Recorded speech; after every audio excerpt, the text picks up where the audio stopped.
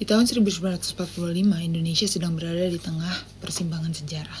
Setelah ratusan tahun dijajah, tokoh-tokoh bangsa berkumpul dalam suatu sidang yang bernama BPUPKI, Badan Penyelidik Usaha Persiapan Kemerdekaan Indonesia. Dengan satu pertanyaan sederhana namun sangat mendasar, negara yang akan kita bentuk nanti akan berdasarkan apa? Dalam sidang itu muncul banyak gagasan-gagasan besar dari tokoh-tokoh negara, seperti Muhammad Yamin, Supomo, Soekarno, semuanya ada di sana. Hingga pada tanggal 1 Juni 1945, Soekarno berdiri dan menyampaikan pidato bersejarah yang berjudul Lahirnya Pancasila. Soekarno tidak hanya memberikan 5 dasar negara, tapi juga sebuah jiwa dan arah moral bangsa ini mau dibawa kemana. Ia dengan sepenuh hati berbicara tentang kebangsaan, kemanusiaan, mufakat, kesejahteraan sosial, dan ketuhanan yang Maha Esa.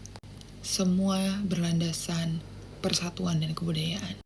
Dan dari sinilah lahir Pancasila, dasar yang tidak hanya menyatukan keberagaman, tapi juga menjadikan pegangan moral bagi bangsa Indonesia. Nilai-nilai Pancasila yang lahir dari perdebatan dan perbedaan ini menunjukkan bahwa sejak awal, bangsa kita dibangun dengan semangat dialog, toleransi, dan persatuan. Tidak ada satu nilai yang berdiri sendiri, semuanya saling menguatkan. Pancasila bukan hanya hasil pemikiran, tapi juga sebuah kesadaran kolektif bahwa kemerdekaan Indonesia harus berpihak pada kemanusiaan dan keadilan.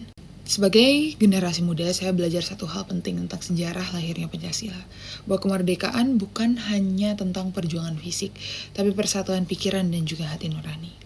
Di zaman digital seperti sekarang, tantangan kita berbeda.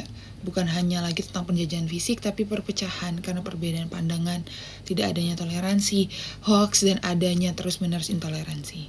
Disinilah Pancasila sebagai kompas yang menjadikan kita sebagai kesatuan dan mengarahkan moral bagi kita sendiri. Nilai kemanusiaan dan persatuan harus tetap hidup di media sosial, dimanapun kita berada. Masa kita yang muda dan terdidik tidak bisa bersatu hanya karena perbedaan pendapat. Dari sejarah kita belajar bahwa Pancasila bukan cuma tentang masa lalu, tapi merupakan tolak ukur masa depan bangsa. Mari kita jaga semangatnya, kita jalankan nilainya, dan kita wujudkan Indonesia yang beradab, bersatu, dan berkeadilan. Saya Kezia Yung, dan inilah pelajaran Pancasila untuk generasi muda pada hari ini.